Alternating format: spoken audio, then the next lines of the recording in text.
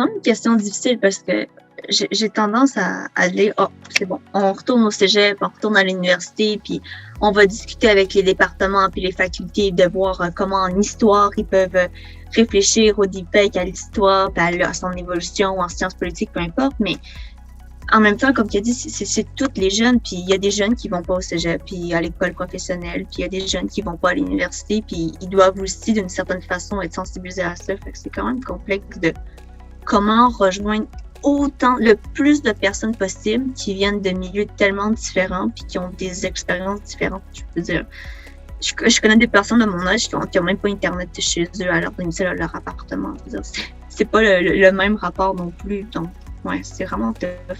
Vous en pensez quoi? Mais non, je pense comme toi, là, c'est compliqué.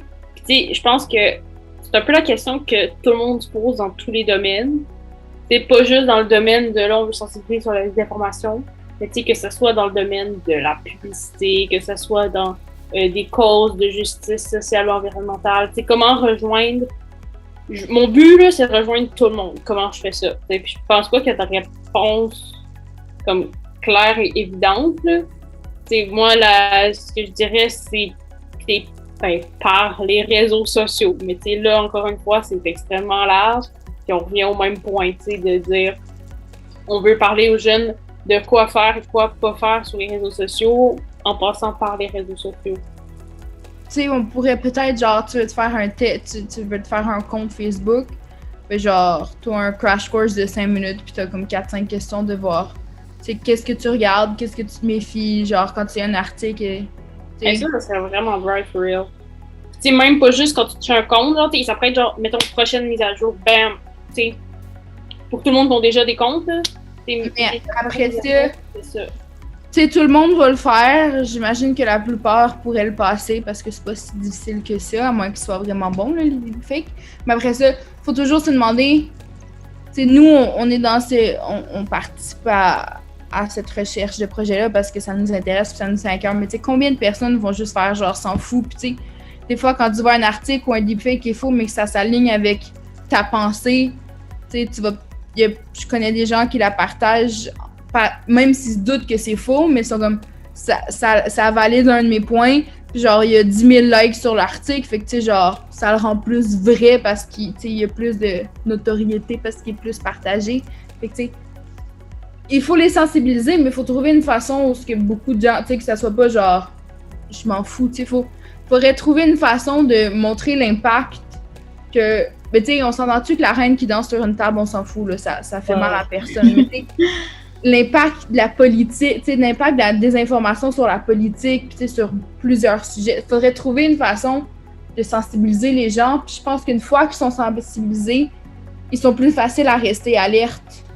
Parce que s'ils ne sont pas sensibilisés, c'est quoi leur raison de se donner la peine de rester alerte puis de faire le test pour voir la désinformation? Fait qu'il faudrait trouver comment sensibiliser les gens de notre.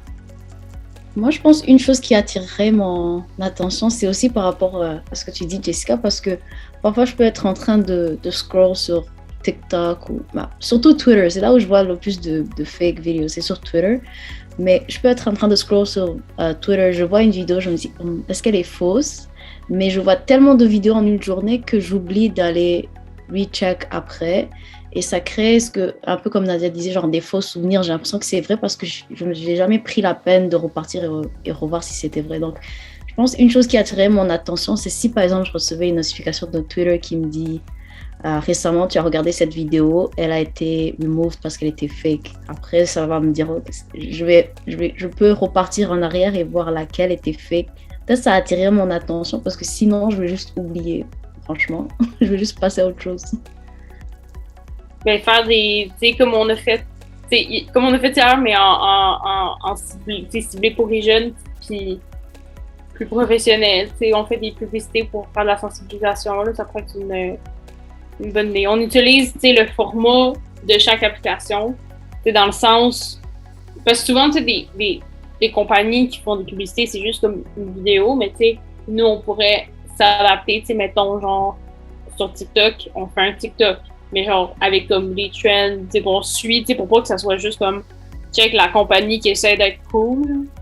on fait sur Instagram, on fait des publications, on fait les stories en publicité aussi, mais on essaie de garder un format qui est attirant, puis on essaie de justement sensibiliser par ça. Là. Ça pourrait être comme un effet de tiers, de comme faire des deepfakes nous-mêmes. Hey, ça me fait penser.